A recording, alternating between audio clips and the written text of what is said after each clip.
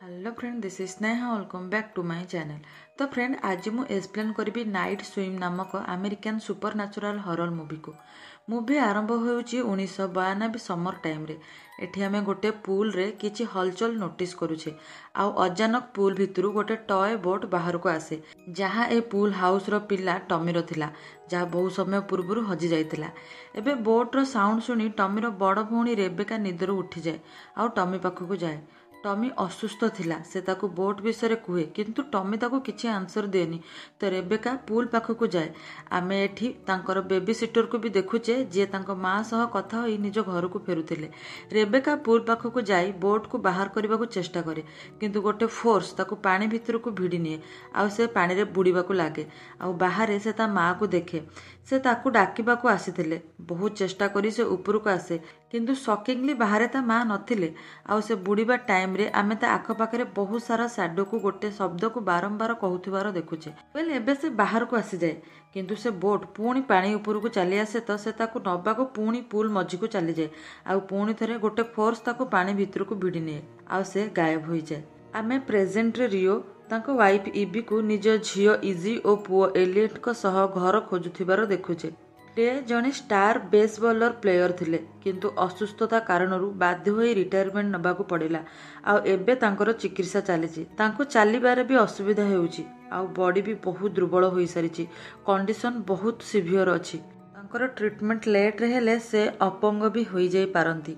ईब गोटे स्कूल रे एडमिन थिले, आउ घरर सब खर्च दायित्व एबे से ही नेउछंती। वेल एबे जने एजेंट तांको घर देखाउछंती। आउ ए घर को आमे मूवी आरंभ रे देखिथिले, जहाँ बहुत दिनरू खाली थिला।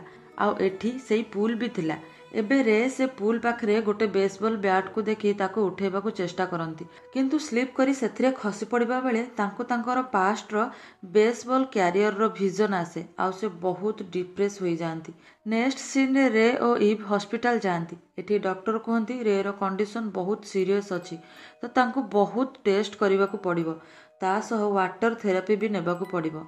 एबे रे ईव को कहंती तांको से पूल वाला घर बहुत भल लागिची, आउ सेठी पूल भी अछि, तो से सेठी वाटर थेरापी भी नहीं परिबे। एथिरे ईव भी राजी होई जाए। आउ एमाने से पूल थिबा घर को शिफ्ट करी जांती। एबे से माने घर सफा करती, जिनिस शिफ्ट करती।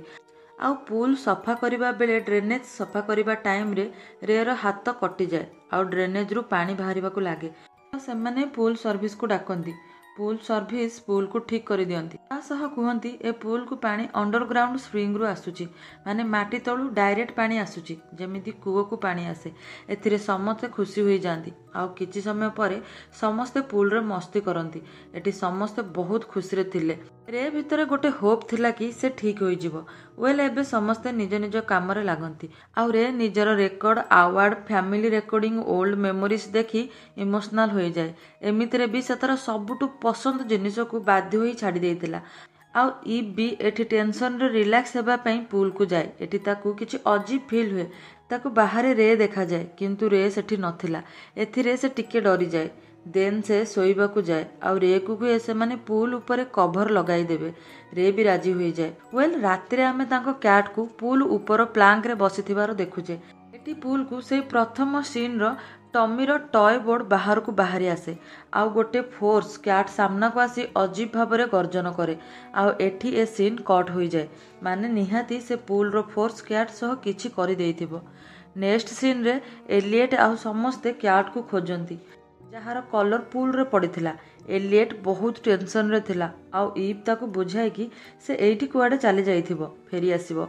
सेई टाइम रे नोटिस करे ता हाथ रे जो कट लागिथिला से जगह रे आउ पेन होउनी।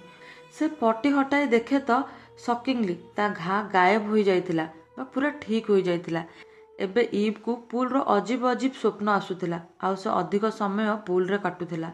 वेल एबे रे रो चेकअप पई जिबारु डॉक्टर कहंती रे बहुत शीघ्र ठीक होई जाउची। एथिरे से बहुत खुशी हो जाए। आउ रे ए सब पूल पई होउची बोली भाबे। से भाबा एबे से पूरा ठीक हे जिवो, आउ से बेसबॉल जॉइन करिवो। एई भितरे आमे एलियट को पूल रे स्विमिंग करबा को जिबार देखुचे। तो सेठी अचानक बहुत सारा कॉइन आसी जाए। तो से भाबे ए सब रे फोपाड़ुथिबो, किंतु सेठी तो रे नथिला। एबे ताकू रेबेका देखा जाए। आउ से पानी रु बाहर को आसे तो सेठी केही भी नथिले। କିନ୍ତୁ ତାର ଛାଇ ତାକୁ ବାର ବାର ଦେଖା ଯାଉଥିଲା। ଏବେ ପୁଲର ସାଇଡ୍ ୱାଲରୁ ରେବେକାର ପାଟି ଶୁଭାଯାଏ, ଯିଏକି ତାକୁ ହେଲ୍ପ ମାଗୁଥିଲା ଆଉ ତା ମାଆକୁ ଖୋଜୁଥିଲା।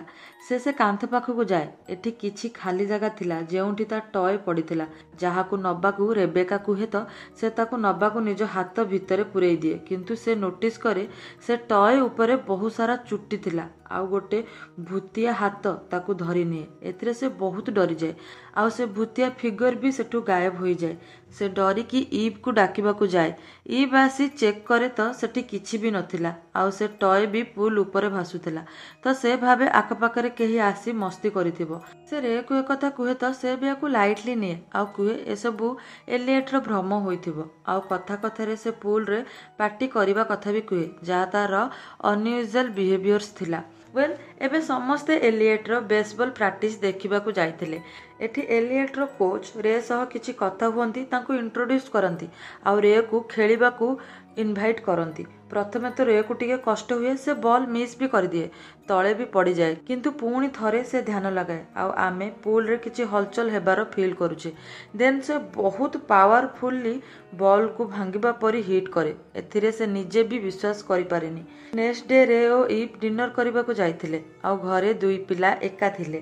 ଏଠି ଇଜି ପାଖକୁ ତା ଫ୍ରେଣ୍ଡ ରୋନିକ୍ ଆସିଥିଲା। ଏ ଦୁହେଁ ପୁଲରେ ଟାଇମ୍ କାଟନ୍ତି ଆଉ ଲୁଚକାଳି ଖେଳନ୍ତି। ଖେଳୁ ଖେଳୁ ରୋନିକ୍ ବାହାରକୁ ଆସିଯାଏ, କିନ୍ତୁ ଇଜିକୁ ଗୋଟେ ଛାଇ ଦେଖାଯାଏ, ଯାହାକୁ ସେ ରୋନିକ୍ ଭାବି ତା ପାଖକୁ ଯାଏ। କିନ୍ତୁ ତାକୁ କିଛି ଅଜିବ୍ ଫିଲ୍ ହୁଏ ତ ସେ ସେଠାରୁ ଦୂରେଇ ଯିବାକୁ ଲାଗେ।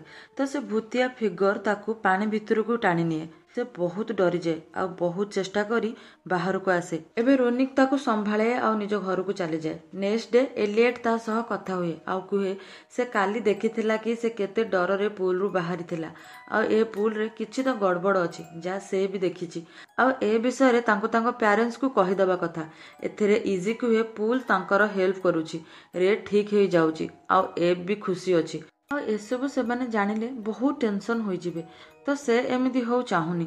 ଏପଟେ ଏଲିଏଟ୍ ଜାଣି ସାରିଥିଲା ଏ ପୁଲ ଭୂତିଆ ପୁଲ, କିନ୍ତୁ ସେ ଇଜି କଥା ମାନି ପ୍ୟାରେଣ୍ଟସକୁ ଏ ବିଷୟରେ କିଛି ବି କୁହେନି।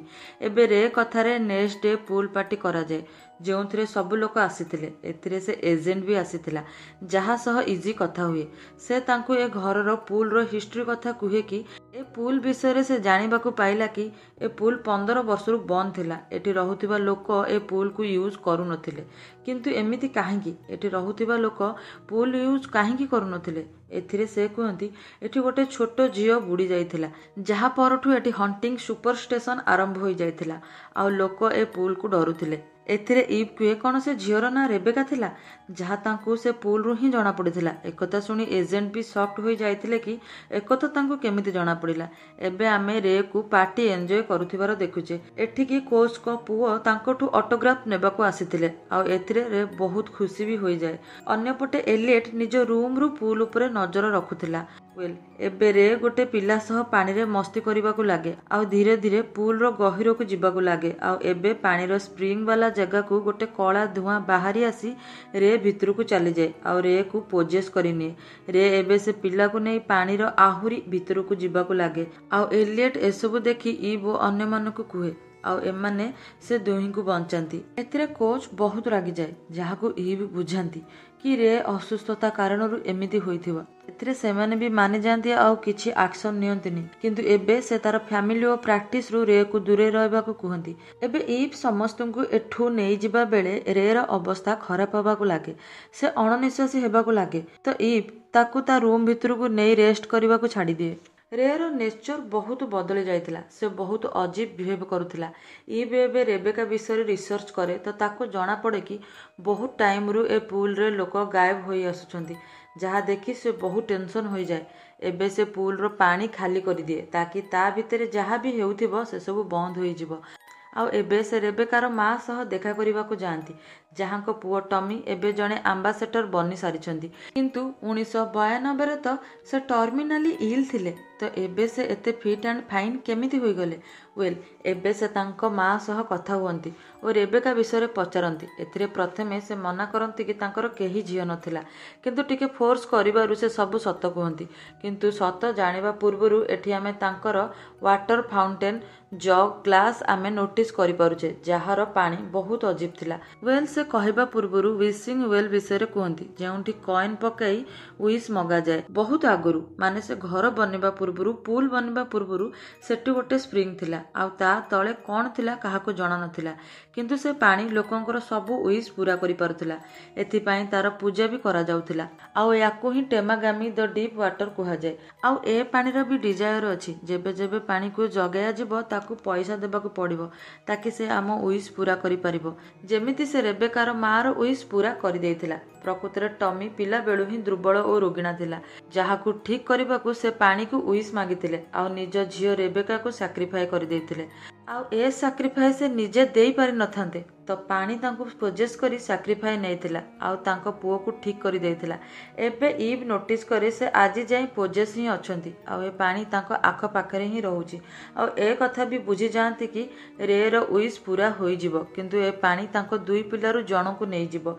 एबे ईव कहे से जहाँ भी कला भूल कला रेबेका आज भी तांको खोजुची आ एसबू रोकिबा पाई किछि तो उपाय थिबो किंतु एठी रेबेकार मार अवस्था खराब हो जाए से पोजेस हो जाती आउ ईव एठारु चली जाती सेपटे आम रे को देखुचे जार आखपाखर पानी इभिल हो सारी कारण से भी पूरा पोजेस हो सारी आउ पुल भी मन को भरवा को लगे आउ आमे दुई पिला देखुचे जी घर को आसी बापा माँ को खोजुले इजी रूम को जाए किंतु सेई टाइम रे एलियट को ता कैट रो साउंड सुबे जहाँ को देखा को से बाहर को जाए से पुल को देखे जहाँ भितर पानी भरी सारी जहाँ को देखी से आश्चर्य थिला कि पानी मन को केमिति भरी गला ईव तो ताकू खाली कर देइथिला वेल एबे से पुल को चेक कर तो ताकू ता भितरु ता कैट रो पाटी सुबे आउ तार छाई भी देखा जाए पुल रो गोटे ट्यूब ऊपर से ताकू नबाकू जाए किंतु सेई टाइम रे पुल रो कभर बंद होबा को लागे आउ से कैट भी सेठी नथिला आ गोटे भूत ताकू पानी भितर को भिड़ी निए आउ पुल रो कभर भी ऊपर बंद होबा को लागे जोंथरे से पुल भितर ही फसी मरी जिवो आउ से पुल भितर गोटे ग्लास पानी बाहर करथिला किंतु ए पानी भी तो इभिल थिला तेणु ए ग्लास मन को मूव करी तले पड़ी भांगी जाए एबे इजी एलियट को देखे ताको बंचेबा को ट्राई करे आउ एठी की ईव भी आसी सारी थिला से इजी को हेल्प मागिबा को पठाए आउ निजे पानी को डेई पड़े एपटे इजी घर भितर को आसे किंतु सेई भांगी जाइथिबा ग्लास ऊपरे पाद खसी पड़ी जाए तार रिस्ट रे ग्लास पसी जाए से आगु को जाए तो ताकू रे पोजेस अवस्था रे मिले आउ रे इजी ऊपरे अटैक कर दिए तो इजी एठी सेठी लुचि निजको बंचाए सेपटे ईव गोटे पाइप ट्यूब को बांधी पानी भितर को जाए ताकि ता द्वारा से निश्वास नहीं पारिबो किंतु से नोटिस करे ए पुल तले अंतहीन पानी थिला अंतहीन गभीरता थिला जहाँ भितर ताकू एलियट तो मिली जाए किंतु ता भितर जो भूत थिले जो मानकू एठी सैक्रिफाई करा जाइथिबो सेमाने ताकू हंट करती वेल से सेमानकठू बंची बाहर को जीवाकू ट्राए करे किंतु ताकू बाहर रो रास्ता मिलेनी एबे रेबेकार आत्मा आसी तार हेल्प करे आ गोटे कॉइन फोपाड़े जहाँ तलू को जाए माने ताकू ओलोटा डायरेक्शन रे जीवाकू हेबो वेल एबे से बाहर को आसे किंतु एलियट निश्वास नेउ नथिला तो से ताकू ठीक करबा को चेष्टा करे किंतु सेठी की पोजेस्ट अवस्था रे आसी कुए से एलियट को बंचाई पारिबनी आउ ईव ऊपर अटैक कर दिए एपटे इजी बेसबॉल बैट रे ऊपर अटैक करे आउ दुहे रे को होश को आसीबा को कहती तो रे निज पास्ट निज फैमिली रो भल समय को मन पकाए आउ बांती करी से इभिल पानी को बाहर कर दिए एबे एलियट भी होश को आसी जाए आउ एमाने एठू जीवाकू लागंती किंतु एबे ए वाटर एलियट को पोजेस करी सारिथिला आउ पूरा पुल रे से इभिल खेली सारिथिला जहाँ को देखी रे भाबे काहाकू तो सैक्रिफाई करबाकू ही पड़िबो तो से निज परिवार पई निजे पुल को डेई पड़े आउ ए वाटर रो इभिल ताकू सैक्रिफाई नै एलियट को ठीक कर दिए एबे मूवी रो लास्ट सीन रे ईव इजी एलियट रे को मन पकाई तार वीडियो देखंती जहाँ से रेकॉर्ड करथिला कि से जल्दी ठीक होबा को चाहे ता फैमिली पाई आउ एमाने ताकू मन पकाई इमोशनल होई जानती वेल एमाने एइठी ही रहिबा को भाबंती ताकि अन्य केही बाहर रो लोक आसी ए पानी की न जगंतु आउ ए इविल पुणी थरे आउ कार सैक्रिफाई न नेउ किंतु ए इविल तो बाहर को आसीबार उपाय कर ही नब आउ एठी ए मूवीटी सरी जाउची तो फ्रेंड ए थिला American horror movie night swim रो कहानी ए मूवीटी एते बेसी चलिलानी कि ठीक से रिलीज भी हेलानी तो जदि आपनकू ए मूवी रो कहानीटी भल लागिची तो हमको कमेंट रे जणांतु जदि वीडियो पसंद आसीची तो वीडियो को लाइक करी चैनल को सब्सक्राइब कर दियंतु रहुची पुणी देखाबा आ गोटे नुवा वीडियो रे से पर्यंत टेक केयर टाटा।